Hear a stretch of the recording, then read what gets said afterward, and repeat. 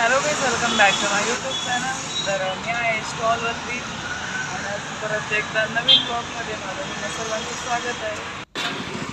तर मी इथं तळत आहे वडा आणि हे गेलेलं आहे डोशाचं पीठ आमचं घरीच राहिलं होतं तर ते आणायला गेलेलो आहे. डाळ वडा आणि कोणाकोणाला साऊथ इंडियन नाश्ता आवडतो तर नक्की कमेंट्समध्ये सांगायचं आहे. तसं खरं तर मला वाटलं नव्हतं की मी साऊथ इंडियन नाश्ता बनवून पण आता बनवायला खूप जास्त गाड्यांचा आवाज येतोय आणि यांचा मोबाईल पण चालू आहे सध्या, त्यामुळे आपण भेटू घरी गेल्यावरती. बाय.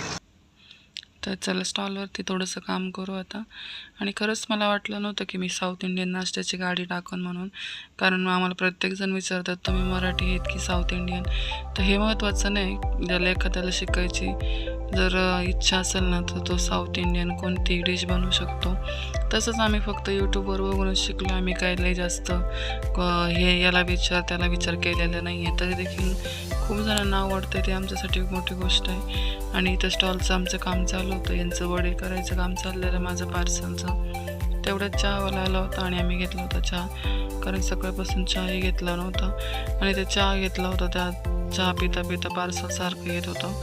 आणि मग तो चहा आमचा इकडून तिकडं तिकडून इकडं नुसतं मी उचलून ठेवत होते. म्हणजे इतकी मोठी फजिती झाली ना, खरंच काय सांगू तुम्हाला. खरंच मला खूप जास्त वैताग आला. हे आमच्याकडून कसं काय झालं असेल.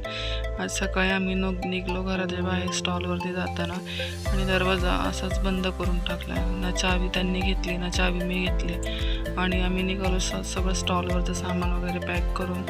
आणि बघितलं घरी जाऊन तर चावी एकाकडेही नव्हती.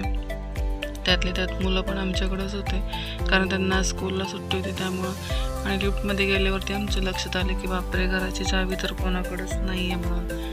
तर ते मला म्हटले तू का नाही घेतलं. म्हटलं दरवेळेस चावी तुम्ही घेता, त्यामुळे चावी तुम्ही मला वाटलं तुम्ही घेतली असं. आता करायचं काय, दरवाजा तो लॉक झाला होता. सकाळपासून स्टॉलवरती पण होतो, त्यामुळं घरी जाऊन असं झालं होतं कधी आराम करू कधी घरात जाऊन बसून फॅन खाली, करून गरम पण इतकं जास्त होत होता ना की काहीच कळत नव्हतं. मला तर खूप जास्त वैताग आला होता की दरवाजा लॉक पाहून आता करायचं काय नेमकं. लॉकवाल्याला बोलवलं तर म्हटलं तो पण चावीवाल्याला बोलवलं तर असं 300-400 रुपये घेणारच. त्यामुळे मग आम्ही काय केलं, आमचं डोकं चालवलं. म्हटलं चला आपण एकदा, तसा बी दुसऱ्यांचा दरवाजा लॉक झाला होता समोरच्यांचा एकदा, ते उघडताना आम्ही बघितलं होतं. तर आम्ही ते ट्रिक वापरायचा प्रयत्न केला, पण तो ना आमचा फेल झाला. काही त्याचा फरक पडला नाही. आमचे उलटं 1 ते 1.5 तास वाया गेले, कारण आम्ही एक्सरेचा जो कागद असतो ना तो दरवाजाच्या मध्ये आणि भिंतीच्या लॉकच्या मध्ये घालून जोरात खेचायचं असतं, पण ते काही काम आलं नाही. मग शेवटी आम्ही चावीवाल्याला बोलवलं आणि दरवाजा ओपन करून घेतला. Thank you for watching. बाय. भेटू नेक्स्ट व्लॉगमध्ये. तोपर्यंत बाय.